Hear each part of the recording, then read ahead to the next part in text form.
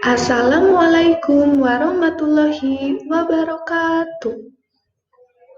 Halo adik-adik, pada kesempatan kali ini kita akan belajar pada materi kelas 5, tema 1, subtema 1, organ gerak hewan, pembelajaran 1. Tapi sebelum kita belajar lebih jauh lagi, coba adik-adik perhatikan video berikut ini.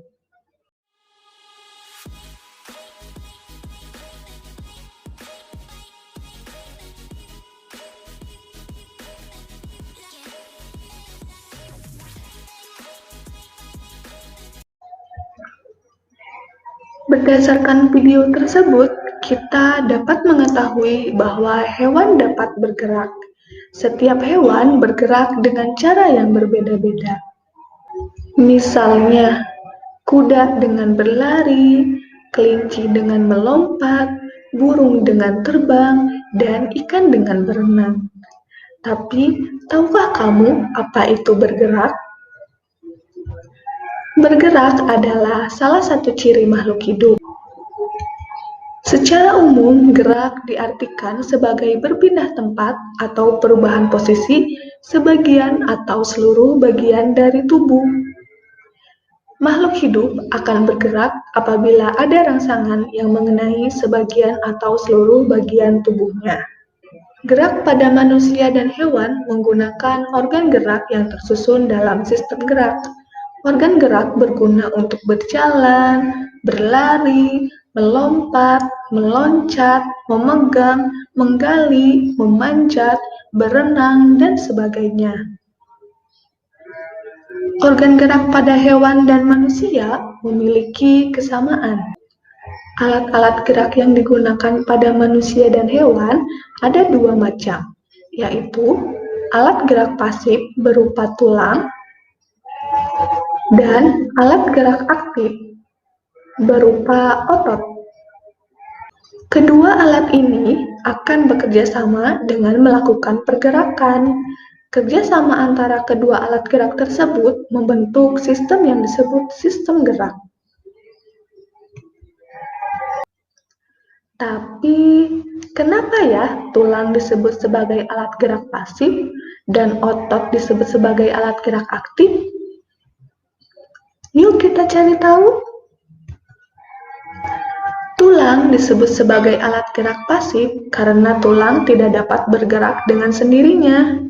Tanpa adanya alat gerak aktif yang mempengaruhi tulang, maka tulang-tulang pada manusia akan diam dan tidak akan membentuk alat pergerakan yang sesungguhnya.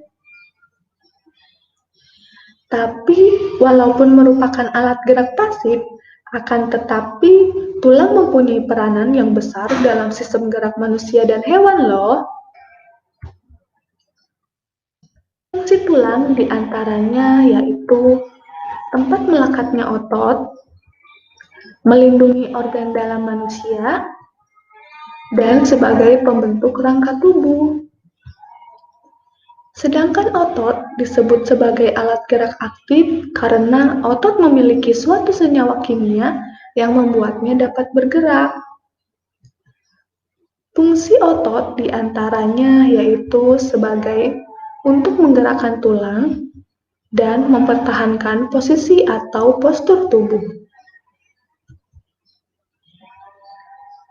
Nah, itu dia adik-adik materi mengenai organ gerak hewan dan manusia. Selanjutnya, kita akan belajar mengenai menentukan ide pokok sebuah paragraf. Sebelum kita menentukan ide pokok, kita harus terlebih dahulu tahu apa sih ide pokok tersebut. Ide pokok adalah ide atau gagasan yang menjadi dasar sebuah paragraf. Ide pokok disajikan ke dalam bentuk kalimat utama. Kalimat utama yang memuat sebuah ide pokok berada di awal paragraf, di tengah paragraf, atau di akhir paragraf. Contohnya yaitu kita ambil dari teks bacaan organ gerak hewan dan manusia paragraf pertama, yang mana isinya yaitu salah satu ciri dari makhluk hidup adalah bergerak. Secara umum, gerak dapat diartikan berpindah tempat atau perubahan posisi sebagian atau seluruh bagian dari tubuh. Makhluk hidup akan bergerak apabila ada rangsangan yang mengenai sebagian atau seluruh bagian tubuhnya. Nah, dari paragraf pertama teks bacaan organ gerak hewan dan manusia, dapat kita simpulkan bahwa ide pokoknya yaitu terletak pada kalimat pertama, yaitu salah satu ciri makhluk hidup adalah bergerak. Dan kalimat pengembangnya yaitu pada kalimat kedua dan kalimat ketiga, yaitu secara umum gerak dapat diartikan berpindah tempat atau perubahan posisi sebagian atau seluruh bagian dari tubuh. Dan pada kalimat ketiga, yaitu makhluk hidup akan bergerak apabila ada rangsangan yang mengenai sebagian atau seluruh bagian tubuhnya.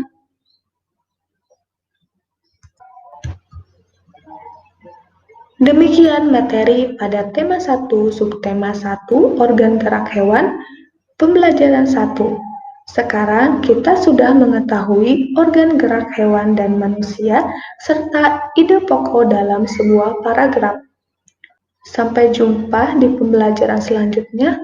Selamat belajar. Wassalamualaikum warahmatullahi wabarakatuh.